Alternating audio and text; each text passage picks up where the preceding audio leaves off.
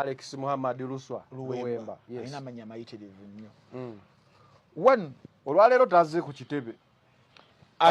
Kamera zange zindaze zimulabi. Nange eyeballs zange kwambaddewo simulayi mpozi nga badde invisible.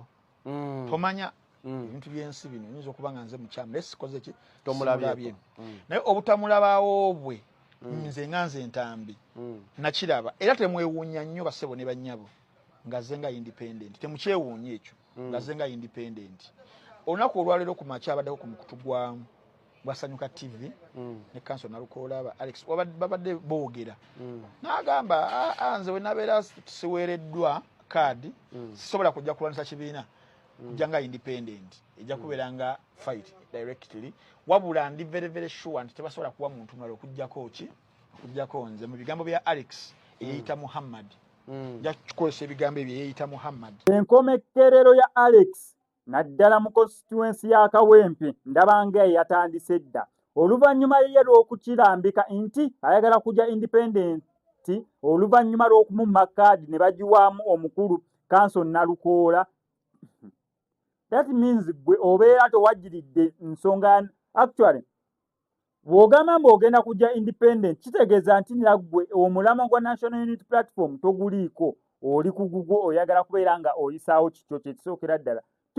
Kyekimu ne ku nsonga y'eddiini gye nakukoleddeko ensonga y'eddiini eyo teyagiyingiramu lwa nsonga nti nera ayagadde eddiini y'Obuyisiraamu kubanga Seggirinya ebbanga lyamala ku nsi kuneeno nga oli mukwano gwe tewafuuka musiraamu. However wafuuse musiraamu funa sympathy y'abasiraamu n'okubeera nti nera oyagala tambulira ddala mu linnya lya Seggirinya n'obusika bwa Kawempe North Constituency babukuwe nekikuyingiza Obuyisiraamu ensonga lwaki ne mmanya g'Abayisiraamu gwe walonzeemu nera walonzeeyo lya mugenzi Seggirinya okubeera nga ofuuka ekyo kitegeeza ebigendererwa byo oba agendayo yonna nfu kati agenda oba ebigendererwa byonna bwe bibeera bifu that means omusingi nagwo gubeera muyabayaba gubeera mufu. Omusingi we gubeera mufu tolina wa w'ogenda kubeera nga oyimirira mu bulambulukufu oba ensonga zo zonna zigenda beera ziyimiridde jasi oyiwa nsaano ku mazzi. Ensonga lwaki nkugambye yandibeera entandikwa y'enkomerero y'okugwako ate si wandiikiriza ebivudde mu kugaba kaadi tomanya wandizenga kansalero C5 tomanya wandizenga meya mu Kawempe tomanya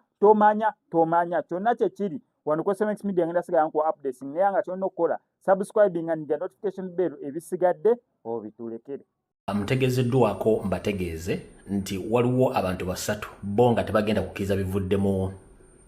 kusunsulwamu nga bano abali emabega Mathias Mpuuga Nsamba ne gurupu ye era ng'olunaku lwajjo akawungeezi basinkanyeeko ku Jenina Enansana ne bakkiriziganya nti ne baba tebabwadde kaadi bajje bannamunigina nga bagenda bateekamu ssente. Abakulu bano kwe kuli mukulu Luswa Luwemba, kwe kuli Mulumba Matthew, kwe kuli Nekakika Frederick. Ensonga ze bagenda okwekwasa bagenda kubeera recording eriemu nti ebyokusunsulwako kitebe babikoze nga tebebuuza ku bantu b'e Kawempe. Okusunsula kuno kwandibadde kukolebwa Kawempe mu bantu bennyini bagenda obalonda bo ne basalawo mu kiiso ekyo baagala okusinga obirondera ku kitebe kya National Platform. So kati mwenna mbategeeza bana Uganda mbere nga muli awo yanti abantu bano abasatu bagenda kujja bwa Namunigina nga Mathias Mpuuga Nsamba n'ekibiina kyabwe ekya Democratic Alliance n'ekitongole kya Chieftains of Military Intelligence n'aba ISO be basindiikiriza okuba nti bakola ebintu bino. Kale njagadde otegeeza eggwanga nti abantu bano abasatu ku lunaku lwajjo olw'obbalaza basinkanye ku Jenina Enansana. Mathias Mpuuga Nsamba mukama waabwe teyabaddewo yakiikiriddwa mukulu Bega Mukaaku ku Jenina Enansana gye basinkanye akawungeezi kwabadde Luwemba Luswa kwabadde Mulumba Mathias ne Kakika Frederick bano basinkanye Enansana ne bakkiriziganya nti bo bagenda ne batabawadde kaadi bagenda kujja bwa Namunigina olw'ensonga tebagenda kukkirizigana bivudde muki bivudde mu kusunsula okwo. Kanjagadde ntegeeze public nti bano bebasiddamu okwesiriwaza nja kwogera n'information yonna esigadde sente bazijje luddawa ani azibawadde ne bagenda okukola naye njagadde mutegeere nti egenda kujiba independent basatu nga bo tebagenda kukkiriziganya bivudde mu kusunsula okwo nga Mathias Mpuuga Nsamba DP Buloko Democratic Alliance ISO ne CMI bali mapega bana avubuka abagenda okujja bagende besimbye okubwa Namunigina oluvanyuma lw'okuba nti bakama bwe babasinze okukola ekintu ekyo so nga mulidde okusunsula ssaawa gye bujja katono nnyo saa yonna mutegere kino njagadde nkibagambe amawulire gafume nga bukyali kubanga nze nfuna information esaagala esigale nga batabagitegedde so yensonga lwaki nze mangu mbategeeze ebintu ebyo mutegeeze n'abalala kyekigenda okuddako mu bbanga tono nnyo nga bamaze okusunsula bino bagambye kubanga sisobola kuleka information kwonoona na kusaasaanya bulimba kusaanyawo kibiina kyaffe na kusiga nziro ng'ate tugamba tukozesa mazima na bwenkanya okulambula ensonga zino ensi ezitegeere so mbategeezezza nti olunaku lwajjo ku Jenina Enansana CMI ne ISO nga bayambibwako mukaako Lubega ku biragiro bya Mathias Mpuuga bagenda kusimba ba independent basatu okuli Luwemba Luswa Mulumba Matthew ne Kakika Frederick bale bagenda okujjobwa Namunigina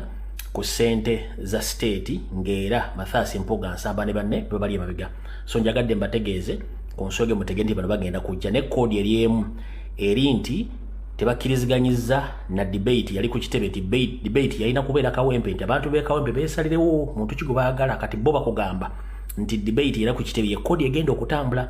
nti debate yali ku kitebe tebakkiriziganye nayo debate balina giteeka ku bisaawe bya mu constituency ya Kawempe bannansi be Kawempe abatuuze be Kawempe beesalewo mubaka waabwe so si kibiina naye njagala mbambuulize